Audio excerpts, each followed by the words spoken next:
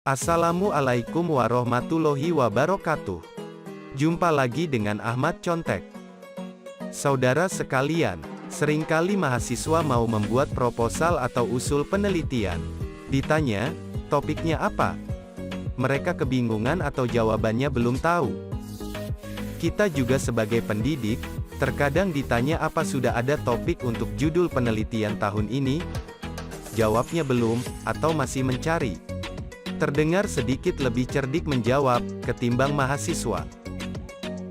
Fenomena ini bisa terjadi, karena jurusan atau program studi sendiri, tidak memiliki roadmap atau payung penelitian yang dapat digunakan oleh kita untuk melakukan penelitian.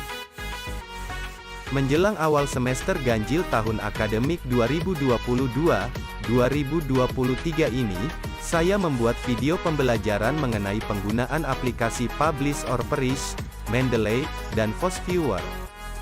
Semoga video ini dapat membantu kita yang akan membuat proposal atau usul penelitian, juga program studi yang akan membuat roadmap atau payung penelitian. Maaf ya, untuk pengisian suara, saya ganti dengan voice maker, karena suara saya kurang enak didengar. Dan untuk pemaparan, saya ganti suaranya dengan si Empo Voice Maker. Di kampung saya biasa dipanggil si Eneng, atau si Nyai. Pastikan dalam komputer Anda sudah terinstal 3 aplikasi, yaitu Publish or Perish, Mendeley, dan FastViewer. Pada video ini, akan menampilkan langkah demi langkah, bagaimana penggunaan 3 aplikasi tersebut. Hanya cukup meluangkan waktu kurang dari 20 menit saja. Dengan melihat video ini, Anda sudah dapat atau terampil mencari dan memilih topik yang akan ditulis, baik untuk tugas perkuliahan maupun untuk penulisan tugas akhir. Karena video ini dibuat singkat, maka tidak dijelaskan bagian per bagian dari setiap tampilan software yang digunakan. Perhatikan langkah-langkah berikut ini. 1. Aktifkan aplikasi Publish or Perish. Pada bagian panel ini, terlihat sumber yang dapat dijadikan rujukan untuk melakukan pencarian karya ilmiah. Pada video ini hanya akan diperlihatkan bagaimana mencari karya ilmiah melalui Google Scholar dan Scopus. Langkah kedua, kita coba melakukan pencarian karya ilmiah yang bersumber dari Google Scholar. Klik menu Google Scholar ini. Pada panel ini, kita bisa melakukan pencarian karya ilmiah berdasarkan nama pengarang, atau institusi yang mempublikasikan, atau judul karya ilmiah, atau kata kunci, bisa juga variabel. Jumlah judul yang dapat ditampilkan bisa diset dari bagian ini. Hasil pencarian bisa juga menampilkan sitasi dan paten. Pencarian karya ilmiah bisa dibatasi berdasarkan tahun dan atau berdasarkan ISSN. Sekarang kita masuk pada langkah ketiga. Kita coba melakukan pencarian karya ilmiah berdasarkan kata kunci atau variabel. Di sini kita ketikkan kata kunci, misalnya marketing management. Lakukan pembatasan jumlah pencarian, kita masukkan 200 saja, bisa juga lebih, tergantung kebutuhan. Biarkan sitasi dan paten. Batasi juga untuk tahun, misalnya tahun 2018 sampai dengan tahun 2022. Selanjutnya klik tombol pencarian ini. Pencarian judul karya ilmiah segera dilakukan.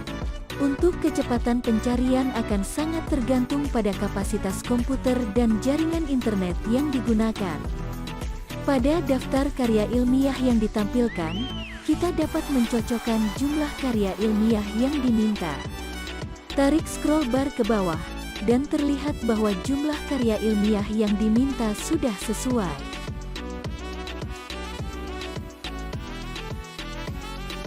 Kita dapat menghilangkan tanda check mark di bagian kolom ini, jika tidak ingin data karya ilmiah tersebut direkam.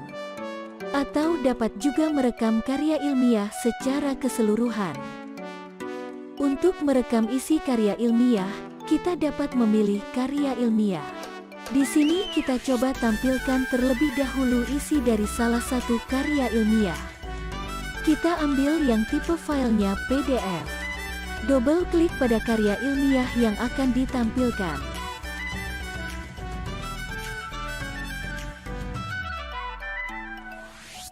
Setelah isi karya ilmiah ditampilkan, kita dapat mencetak langsung atau merekam karya ilmiah tersebut. Pada video ini tidak dilakukan perekaman.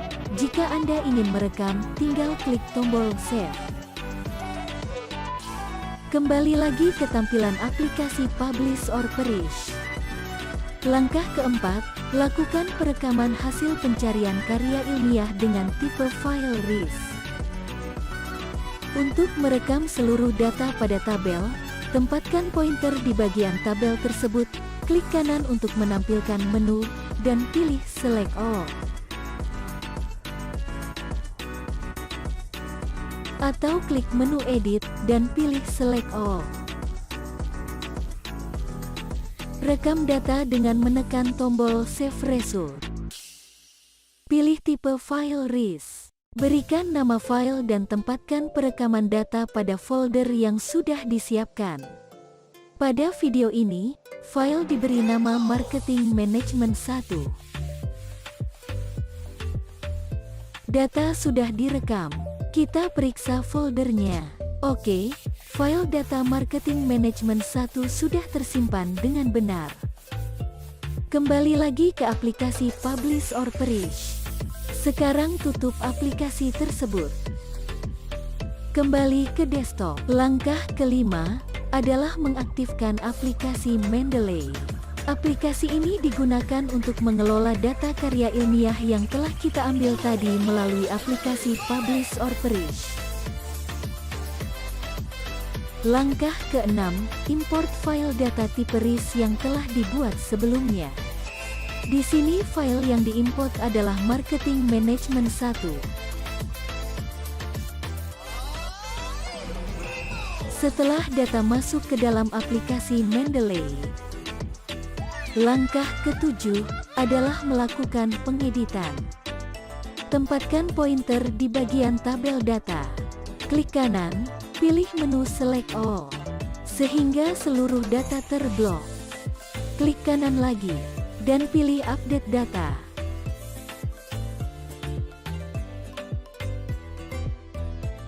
Perhatikan setiap nama pengarang akan dilengkapinya. Proses ini akan terus berlanjut sampai seluruh nama pengarang diperbaiki atau dilengkapinya. Setelah proses perbaikan selesai, masih dalam keadaan data terblok, ekspor data. Berikan nama file dengan tipe RIS. Di sini file diberikan nama Marketing Management 2. Tutup aplikasi Mendeley untuk kembali ke desktop. Langkah ke-8, aktifkan aplikasi FOSViewer. Langkah ke-9, buat mapping data. Klik tombol Create, kemudian pilih bagian ini, karena kita akan membuat mapping data berdasarkan bibliografi. Klik Next.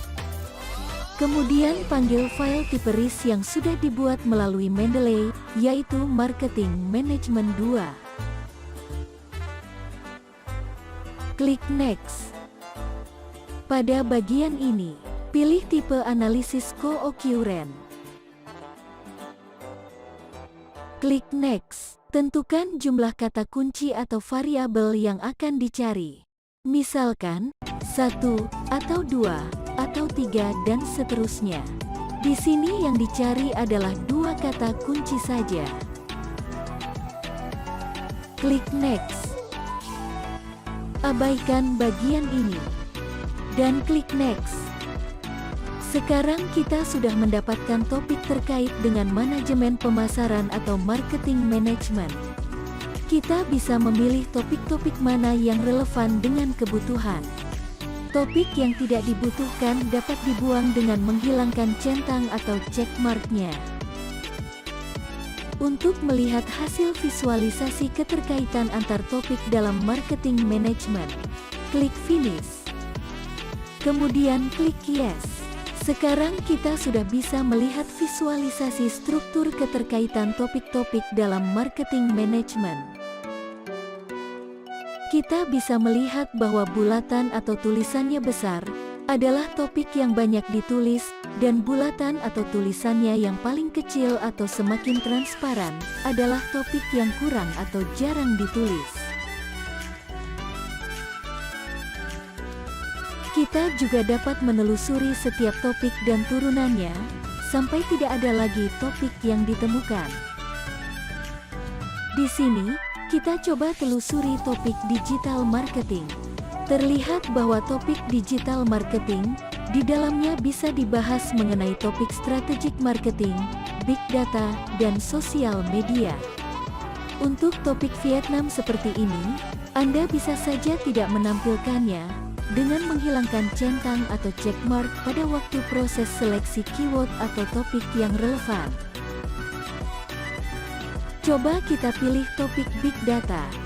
Di sini bisa dilihat, topik ini memiliki banyak turunan topik, seperti B2B marketing, innovation, artificial intelligence, digital marketing, decision making, dan sebagainya. Kita coba klik topik decision making. Di situ terkait dengan topik industrial marketing. Dan ternyata topik terakhir ini masih ada turunannya, yaitu membahas tentang topik business marketing. Selanjutnya, coba aktifkan halaman overlay visualization. Di sini, bisa dilihat pewarnaan dari yang gelap dengan warna ungu, sampai warna terang dengan warna kuning. Perwarnaan tersebut menunjukkan kronologis tahun publikasi karya ilmiah. Semakin gelap warnanya, menunjukkan publikasi karya ilmiah tahun lama. Dan semakin terang warnanya, menunjukkan publikasi ilmiah tahun sekarang. Jadi apabila ingin membahas topik terkini, kita tinggal melihat topik mana yang berwarna kuning. Sebaliknya, kita juga dapat membahas topik yang lama, dengan melihat warna yang gelap. Sekarang masuk ke halaman Density Visualization. Tampilan ini menunjukkan peta wilayah-wilayah yang terbentuk dari node tanpa adanya edge atau garis yang menghubungkan node satu dengan node lainnya. Pada Density Visualization, warna dari yang tergelap adalah biru, hijau, kuning, dan merah. Apabila warna pada visualisasi ini semakin dekat dengan warna merah, maka semakin banyak pula topik tersebut muncul, begitu pula sebaliknya. Tingkat kejenuhan diindikasikan dari banyaknya kata kunci atau topik yang sering muncul dan ditandai dengan warna merah. Di sini kebetulan tidak ada yang berwarna merah. Kemudian wilayah dengan warna kuning sampai hijau seperti marketing strategi, marketing management, big data, menunjukkan cukup banyak topik tersebut digunakan. Sedangkan warna biru atau menuju ke biru, menunjukkan bahwa topik tersebut tidak banyak digunakan atau diteliti, sehingga peluang untuk melakukan penelitian dengan topik ini juga masih sangat luas. Seperti digitization, relation marketing, e-commerce, ekspor, dan decision making. Langkah ke-10 adalah meng-capture visualisasi tadi. Pada tombol screenshot, gunakan option dan beri centang atau checkmark pada transparent background jika ingin membuang latarnya. Selanjutnya, kita bisa merekam, mencetak, atau meng-capture visualisasi yang ada di layar. Pilihlah copy to clipboard, kemudian bukalah halaman baru MS Word dan tempatkan di sana. Anda juga tentunya bisa menempatkan dua halaman lagi sebagaimana terlihat seperti ini. Berikutnya adalah memvisualisasikan topik yang datanya bersumber dari Scopus. Langkahnya hampir sama dengan data yang diambil dari Google Scholar. Aktifkan aplikasi Publish or Perish. Pada layar monitor terlihat sudah ada data terdahulu. Kita bersihkan dulu.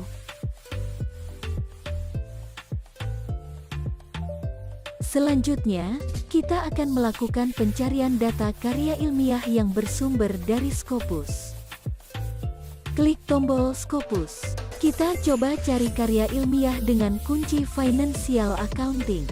Kemudian batasi tahun pencarian, dari tahun 2015 sampai dengan tahun 2022, dan klik tombol pencarian. Pada tabel data, klik kanan. Pilih Select All, sehingga data terblok semuanya. Kemudian rekam data dengan tipe file RIS. Nama file di sini adalah FinACC1. Selanjutnya keluar dari aplikasi Publish or Perish.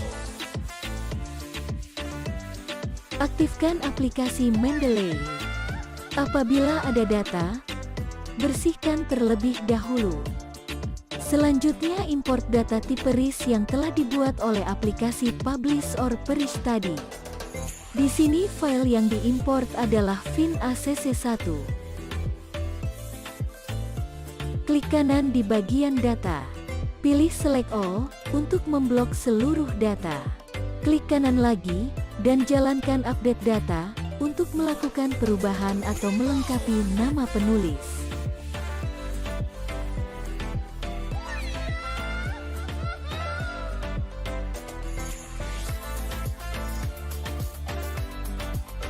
Setelah selesai updating, ekspor data dengan tipe file RIS.